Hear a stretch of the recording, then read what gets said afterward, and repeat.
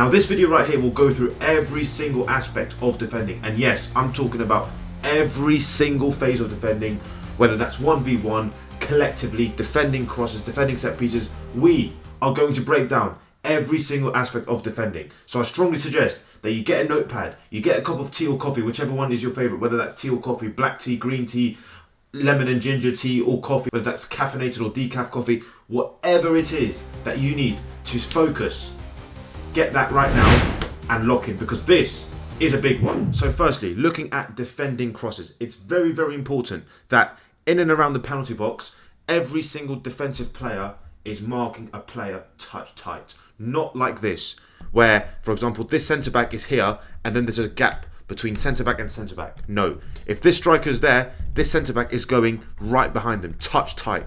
Goal side, being aggressive, because you never, ever, ever want this to happen, early cross into the box, and that to happen.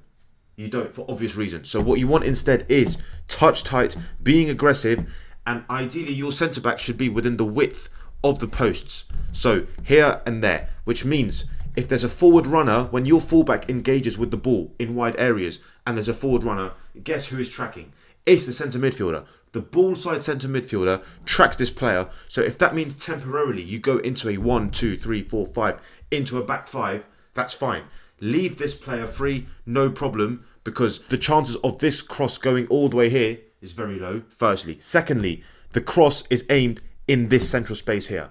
And thirdly, you have a spare player. So for example, if the cross goes into this space and we do a good job of defending, and let's say the ball ends up here and this attack is able to flick it out to this space, guess what happens? It's a 3-second sprint out to put pressure on the ball, and because there's a spare player, this player is free, lock on, and this plays back into position. This player might push up, no problem at all. Does that make sense? If it doesn't, rewind that clip and watch it again. So in the second phase, because you have that spare player, it allows you to sprint to the ball and then everyone else adjusts accordingly. It's as simple as that. So let's just look at the first phase. When the team are defending the cross in the first instance, it's about being very aggressive, touch tight, being brave, because when this cross, for example, goes into this space here, what's the quality of the clearance? If it's a clearance with the feet, can it be with the instep curled into this space for a potential for that counter-attack? If it's with the head, can it be in these wide areas here? Not centrally, because it could fall here, touch, shoot, goal. You don't want that. You want to be able to head it into these wide areas, and then as the ball, let's say, gets headed into this space, it's about winning the second ball. So when it bounces, can we get contact, whether that's flicking it into an area or controlling it, but directional first touch means that you can progress the play. Those are the little details when it comes to defending crosses. But ultimately, it goes down to player characteristics. Bravery, courage, aggression, the desire to say you are not scoring. Because that in itself is a mentality that translates into physical actions of defending. Because let's say this player dribbles round this fullback, which shouldn't actually happen. If this player is aggressive and focused on defending 1v1, and that's another skill in itself, defending 1v1, showing them outside but waiting for them to perform a move and then putting your body in between the ball and the opponent to make sure that this player does not cross the ball into the box. Sometimes you can actually show them inside, because as they cut in to try and cross it in, what you do, you put so much pressure that they are not actually able to cross it in. And if they are, the quality of it isn't good.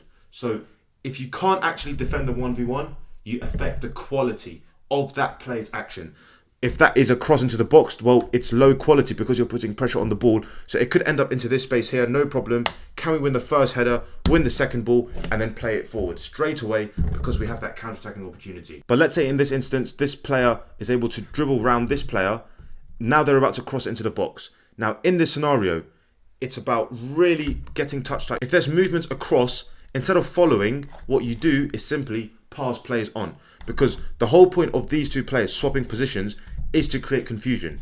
Let's say this happens, you follow, then suddenly this player's peeled back post, peeled into this area here. By the time this player tries to follow, the cross goes in, there's this gap for this player to score the goal, and that is an issue.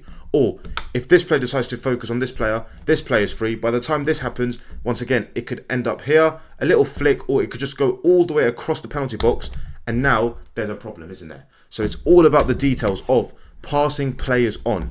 Very, very important. So in this scenario, if this player swaps positions, no problem. Just stay where you are and lock onto the nearest player. But be aggressive, be ready to compete. And also, when your fullback gets dribbled around, the midfielder engages, this player is free, that spare player, do you remember we spoke about that spare player? They lock on. In the meantime, guess what? This striker is getting goal side, really helping out, and so are the wingers. So we're compressing the space centrally, so then when the cross goes into the box and we can win the first contact, we have numbers in and around the second ball, because when we can meet it and just play it forward, we have someone else there, which is our winger in this scenario, to create that counter-attacking opportunity. So important. That detail is extremely important. So it's about intensity, tenacity, desire to win your 1v1 duels. And if you can focus on the quality of your header or your clearances, even better. Get numbers in and around the second ball, so then you can turn defence into attack. Now, ultimately, there could be a moment where in the second phase, the ball drops into this space. This attacker is very skillful, does an excellent skill under pressure with instinct, and then bends one into the top corner. No problem, fair play. That is football. A player's technical ability will always beat any defensive tactic. That's the reality. If you look at Lionel Messi against the best possible low block, against the best possible defensive systems, he would find a way, because he is Lionel Messi. That's just pure technical ability. So having said all of this, it goes down to the technical ability of the opposition as well.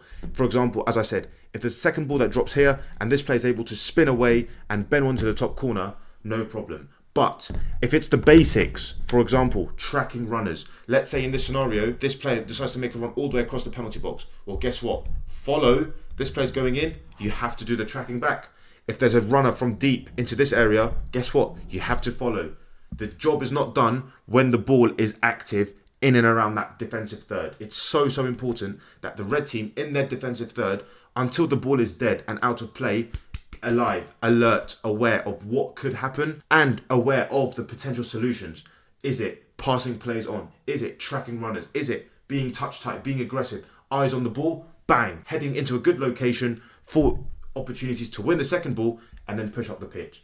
So defending wide areas, defending the penalty box is so important. Same thing with set pieces. Let's say there's a corner, we have one player on the post, one player on the back post, for example. If you want, you can leave 3 players up in a way to push them back as well. Maybe they leave 4 back.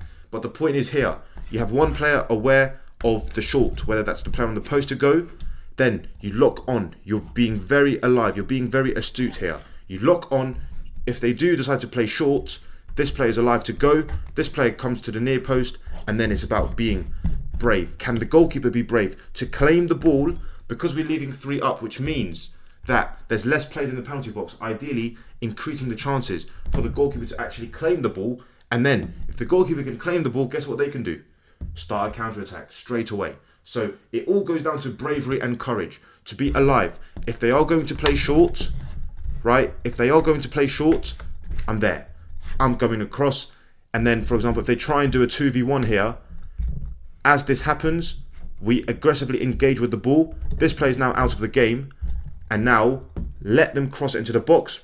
Guess what? We have a spare player and we have the goalkeeper. We have a +2 in our own penalty box. Goalkeeper and defender. So when the cross goes in, if these 4 players are doing a good job of defending their 1v1 duels, they're being aggressive, they're being focused and intense with the way they defend.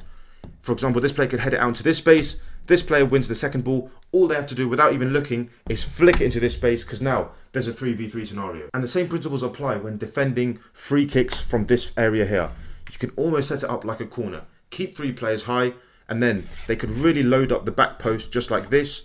So it's about being aggressive. 1v1, 1v1, 1v1, 1v1, 1v1, 1v1, knowing that this player taking the free kick, you're going to have 1 player spare around this space, and it's just about being aware of, for example, this player can make a run here, this player can make a run here, and just follow your player. It's as simple as that. Follow your player. Yes, there might be some chaos. They might have players blocking. So, for example, this player might make a run to the back post for this cross to go all the way here.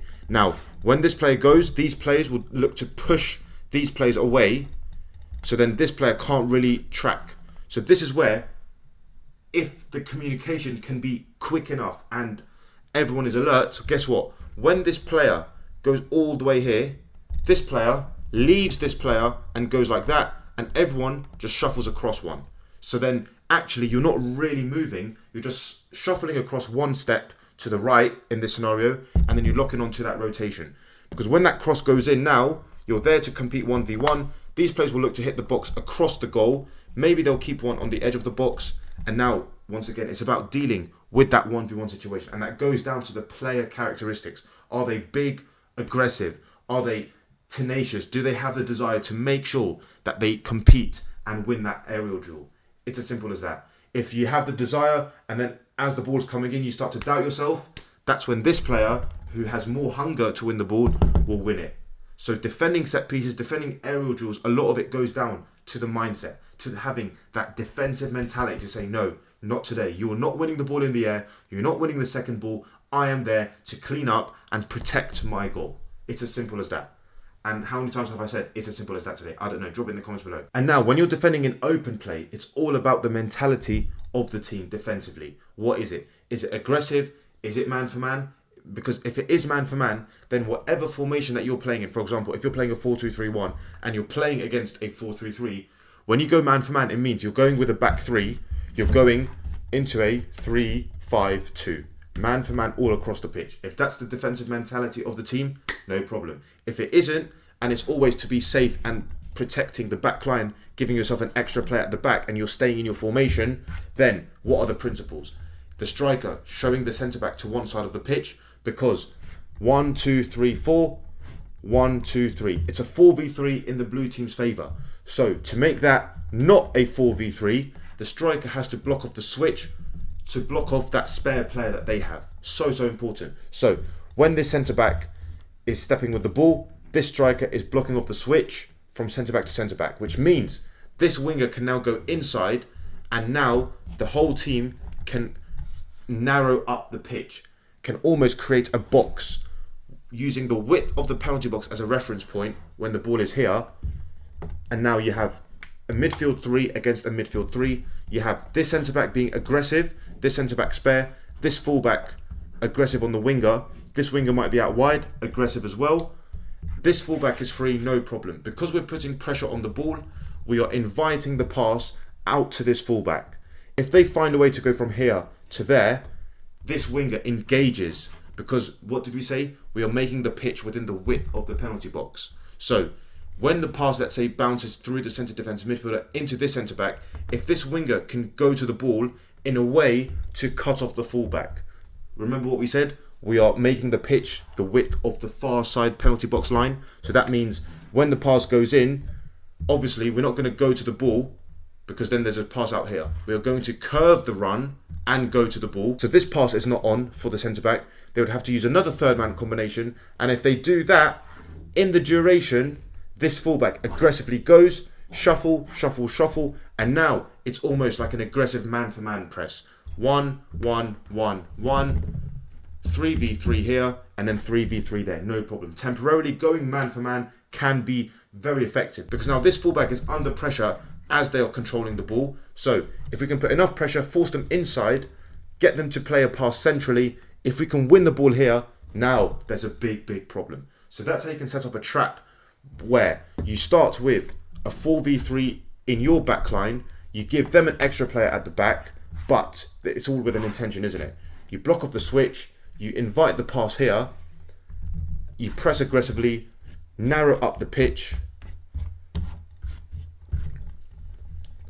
and then forcing them down the line. And as I said, if they find a way out all the way to the far side centre-back, this winger goes, blocks off the pass from centre-back to full-back. If they find another way to go from here to there, go, shuffle across, get back in, and really be aggressive. So you can be zonal in the first phase and then aggressive in the second phase when you're defending in a back four system against a back four, right? Now, very important that the midfield 3 lock on man for man as well. And with rotations, if the midfield decide to rotate, the midfielders of the red team do not have to move. You do not have to follow. You can just stay where you are, let them rotate, and just lock onto the nearest player in your zone. If, for example, this winger decides to go inside, this fullback doesn't have to go. This winger can now be marked by the centre-back If this fullback decides to push up, guess what? This fullback marks their fullback. A lot of times what happens is, when this winger goes inside, this fullback follows. So then there's an opportunity for a diagonal switch of play to the opposite fullback. But what you want to do instead is communication, pass the winger onto the centre back. So now it's man for man, man for man. You're free if you're the right back. And then when this fullback decides to push up, because that's what will happen if the winger plays inside, the fullback will take the width. You just lock on. No problem at all. Now it's 4v4 at the back, 3v3 here, 3v3 there. Now we're going man for man. So it can be a mix of zonal and then man for man. No problem. Force them down the line. If they decide to play the pass here, we're being very aggressive. Now, if the pass goes out to the winger, we are not letting the winger turn and run at our goal. So we want the winger to receive back to goal under aggressive pressure from the fullback. If this number 8 decides to make a run, guess who's following? It's the number 8 here. Follow the player, because it's a midfield 3 against a midfield 3. If this player decides to stay, there could be this little intricate pass here, and now there's a problem. This player's got ahead of this player, early cross into the box. That's a big, big issue. So it's all about being aggressive, locking onto your players man for man, making sure that if this player makes a run, I'm following. If this player decides to drop in, guess what? I'm going to follow. Because you're putting pressure on the ball, it'll be a quick moment where if this player decides to drop in, follow. If they decide to play a pass, be aggressive. Guess what we're doing? We're really locking the game up, just like this, to make sure that yes, this player is free, but because the body shape of this player is facing that way, that is not an issue at all. Let them play backwards, aggressive pressure again. Is there a potential to win the ball here?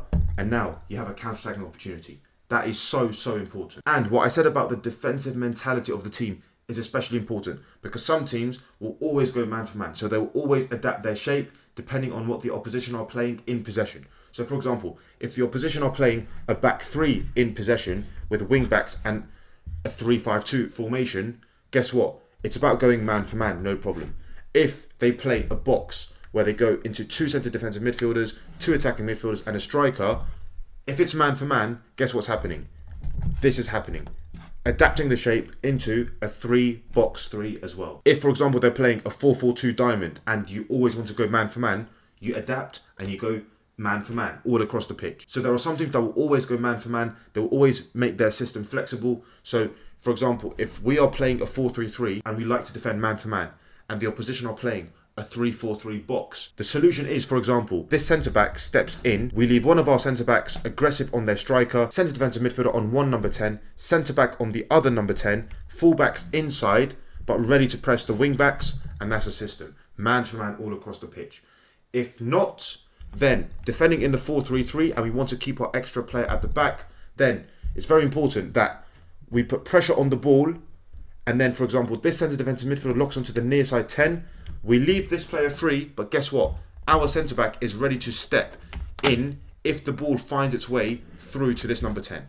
But the idea is that the ball doesn't find its way to the far side number 10, because we're putting pressure on the ball, we're forcing them down the line, we're not letting them turn it, and we're being very aggressive in the way we defend. So defending goes down to principles and mentality. The principles are, is it man for man all across the pitch? Is it zonal, then man for man? What are the principles? Are we pressing high? Are we not? Are we waiting for triggers? Those are the principles. When it goes to the mindset, it's down to the individual characteristics of the players. Is it aggression, intensity, tenacity, desire, hunger, anger even, but channeled in the right way? You don't want to get yellow, red cards for no reason. You want to have that anger to say, you're not crossing the ball into the box for free. You're not going to score a header for free. You're not going to dribble around me for free. You are going to have a very difficult time up against me 1v1. And if you're trying to cross the ball into the box, our backline is ready to head the ball. Our midfielders are there to win the second ball. Our attackers are ready to win the third ball and attack and turn defense into attack. So that's the key aspects of defending. When it goes to set pieces, free kicks from deep areas, whatever phase of the game you're in, defending goes down to the principles and the mentality.